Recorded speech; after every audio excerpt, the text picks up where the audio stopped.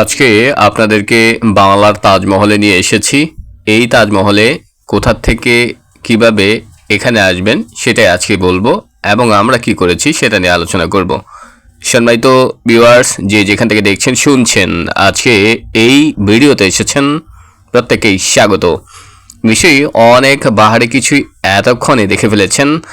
আমরা প্রথমেই এখানে এসেছি যাত্রাবাড়ি থেকে আপনি বাংলাদেশে যে কোনো স্থান থেকে ঢাকা চট্টগ্রাম রোড, মদনপুর, গাউসিয়া এবং ড্যামরা এলাকা থেকে যেভাবেই আপনি যেতে চান আপনি এই তাজমহলে আসতে পারবেন।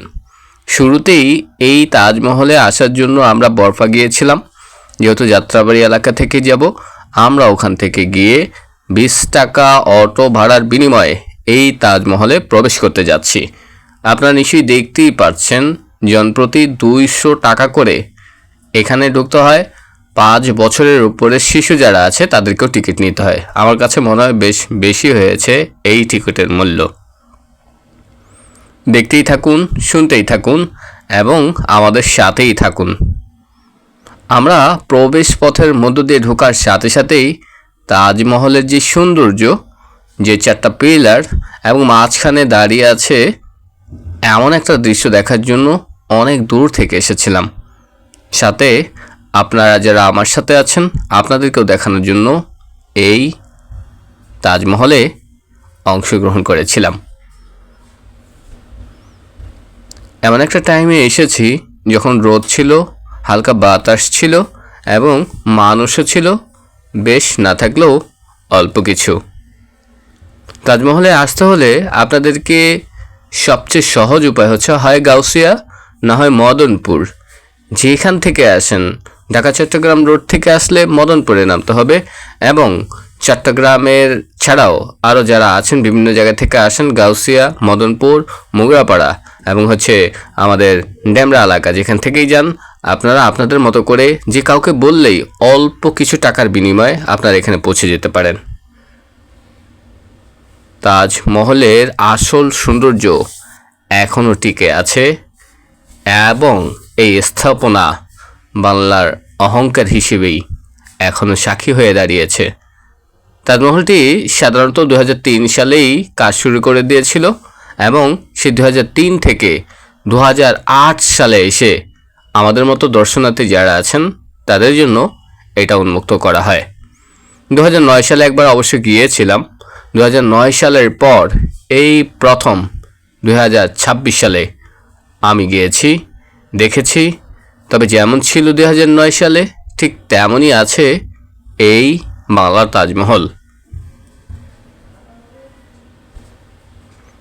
যে যার যার মতো আনন্দ উপভোগ করছে। পাশাপাশি আমি একটু সামনে যেতেই দেখি, আপনারা ছোটোবেলায় অনেক খেয়েছেন তুত ফল অথবা মালবেরি বলেন, যেটাই বলেন, আমি হাঁটার সাথে সাথেই দেখি তুত ফল মালবেরিও আছে। আমি তো দেখে অবাক। সাথে সাথেই সেখান থেকে আমিও নেওয়া শুরু করে দিয়েছি। অল্প কিছু সময় পেয়েছি অনেকগুলো। এখানকার দর্শনার্থী যারা এসেছেন প্রত্যেকেই এই যে দেখেন, ভিডিওতে হয়তো একটু দেখিয়েছি, এখানেই এই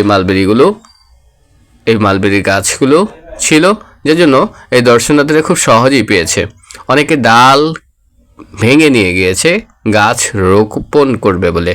আমি জানতাম না এই ডাল কেটে নিয়ে এখানে রোপণ করলে তাদের গাছ হবে।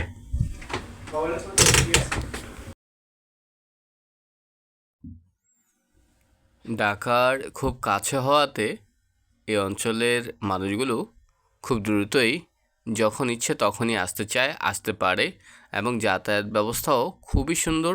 রাস্তাঘাটের ব্যবস্থা আরও সুন্দর। জাস্ট আপনাকে গুনতে হবে কিছু টাকা এই বাংলার তাজমহলে আসতে হলে। আমরা বাংলার তাজমহলে আসার পর শুধু তাজমহলই দেখব এমন না, টিকিটে অলরেডি লেখা ছিল পিরামিড আছে এবং পিরামিডও এই 200 টাকার বিনিময়ে আমরা দেখতে পারবো। তাজমহল থেকে বের হয়েই সামান্য একটু দূরে গেলেই আমরা সেই পিরামিডের দেখা পাই এবং সেই পিরামিডের ভিডিও আমরা নিয়ে আসবো অন্য একটা ভিডিওতে। আপনারা সাথেই থাকবেন। আমি মালবেরি গাছে উপর থেকে পাকা পাইনি, দেন নিচে নেমে এসেছিলাম, অল্প কয়েকটা নিয়েছি এবং নেওয়ার পরপরই যারা এখানকার দায়িত্বে ছিলেন বলল যে আর নেওয়া যাবে না এবং এখানে থাকা যাবে না। বাংলার তাজমহলের সৌন্দর্য ইতিহাসের সাক্ষী হয়ে এখনও আছে, থাকবে। আবহমান বাংলার সাক্ষী হয়ে এই তাজমহল দিনের পর দিন আমাদের ইতিহাসকে রক্ষা করে যাবে। সম্মানিত শ্রোতা দর্শক ভিউয়ার্স, ফুল ভিডিও যারা দেখেছেন প্রত্যেকের প্রতি কৃতজ্ঞতা আমি রাখি, প্রতিনিয়ত প্রতিক্ষণে প্রতিটা সময়ে। আল্লাহ হাফেজ। সোনারগাঁও থেকে আজকের এই ভিডিও।